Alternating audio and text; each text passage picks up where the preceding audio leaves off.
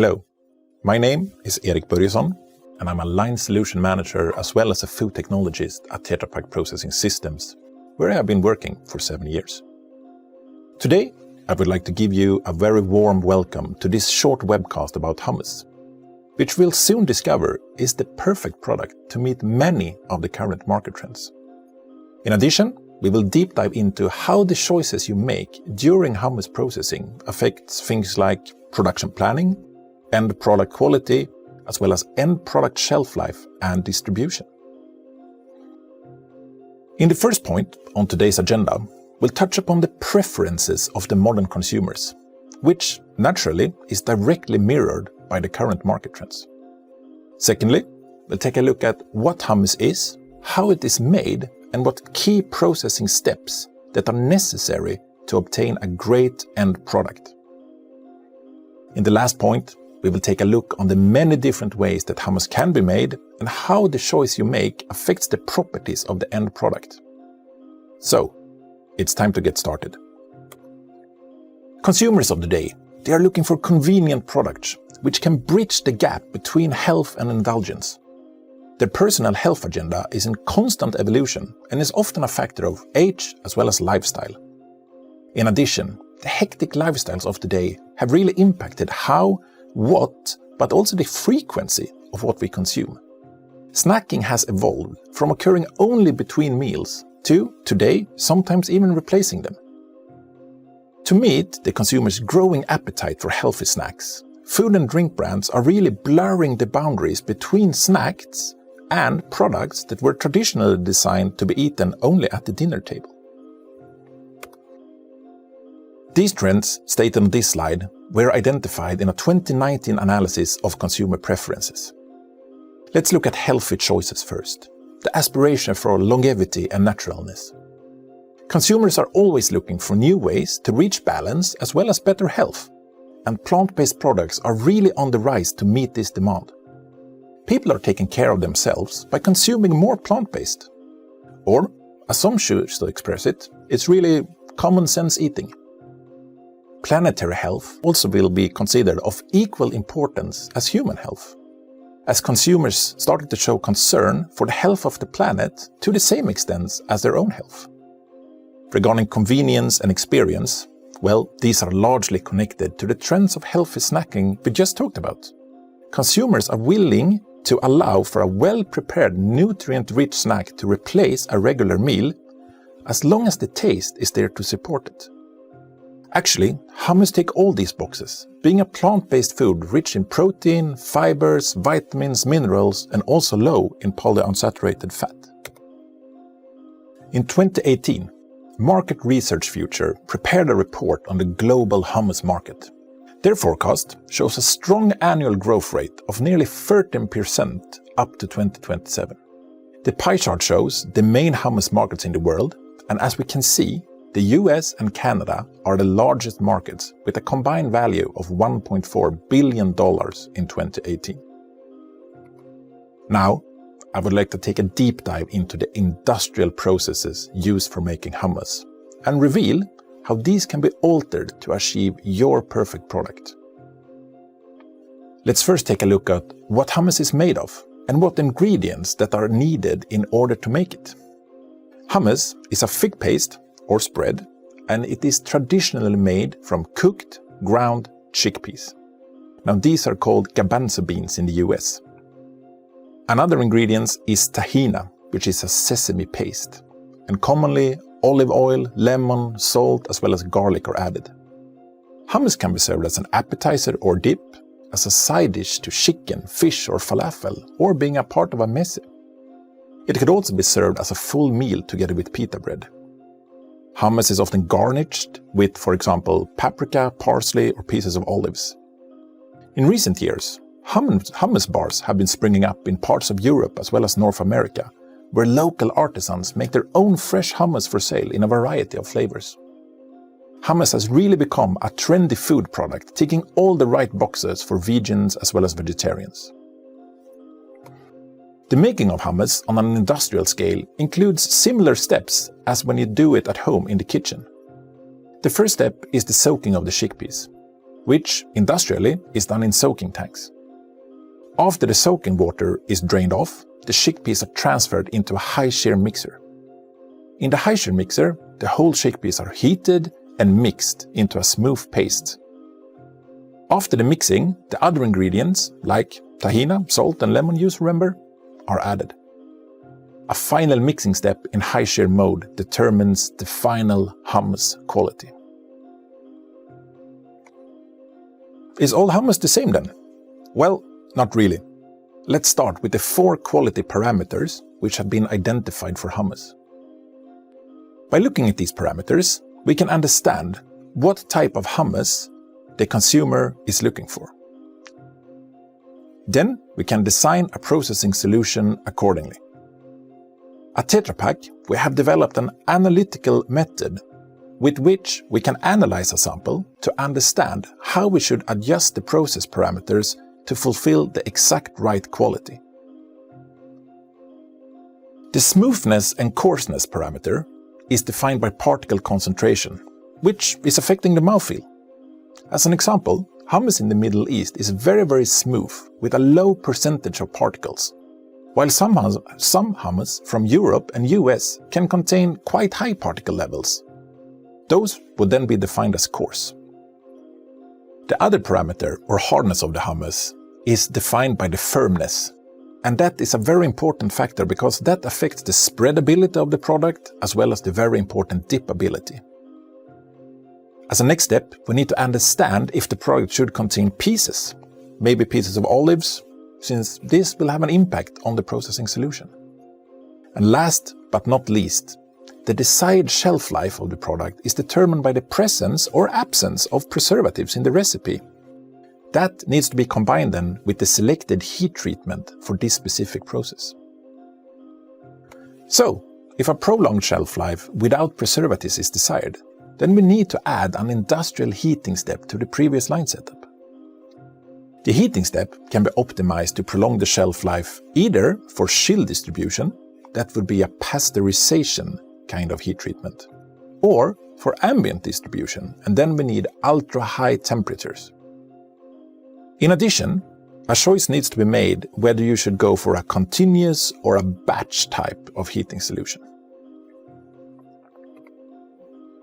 So, if the hummus is to be distributed chilled, a pasteurization process can extend the shelf life up to 12 weeks without the use of preservatives.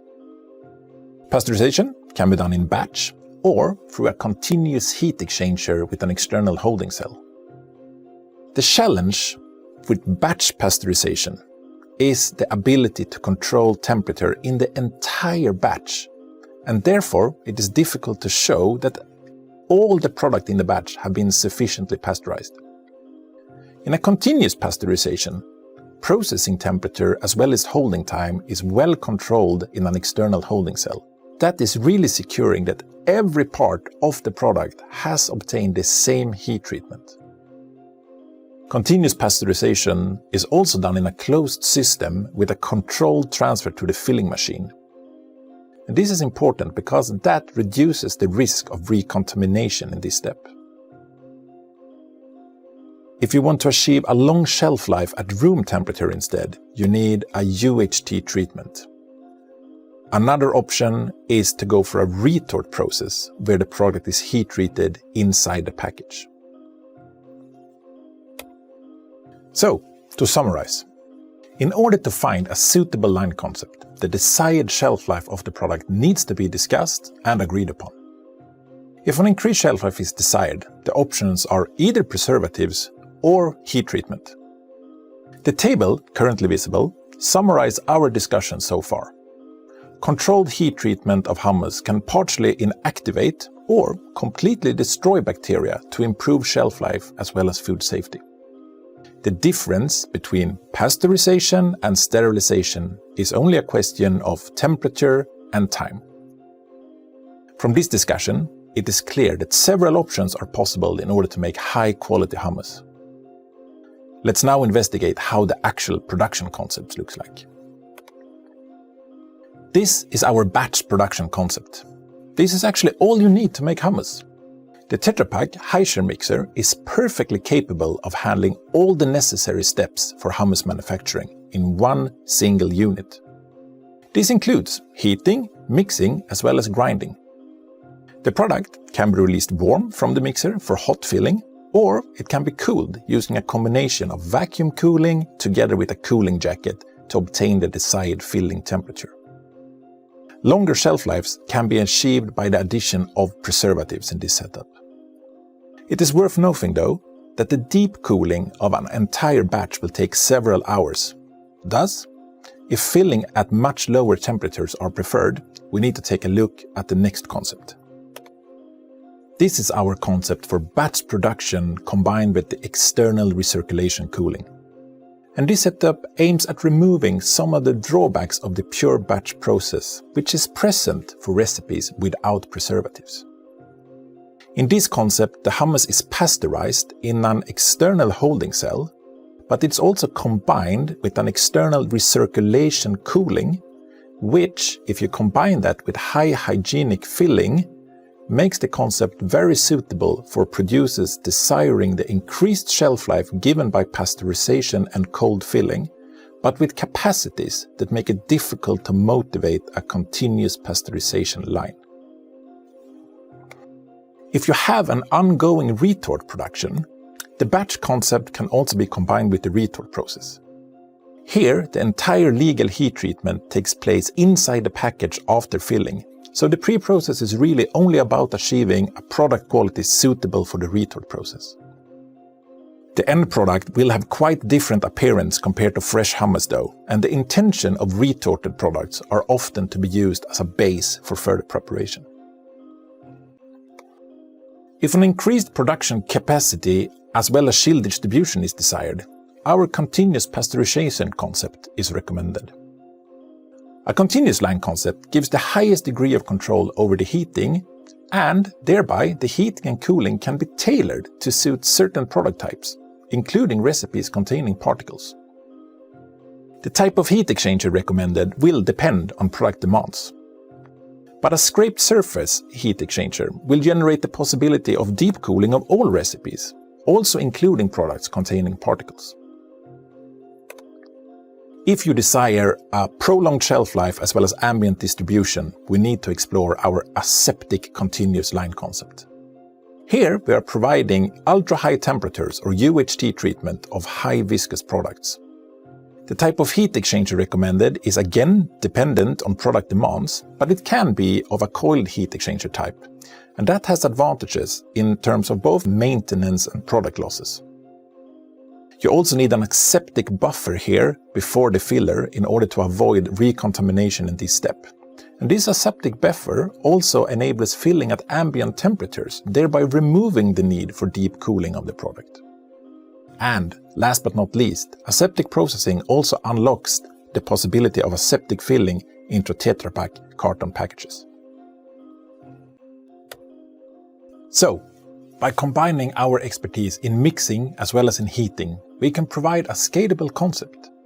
All lines feature the Tetra Pak high-share mixer as the heart, and regardless of whether there is a preference for batch or continuous production, for pasteurization or sterilization, there is a suitable concept that builds from there.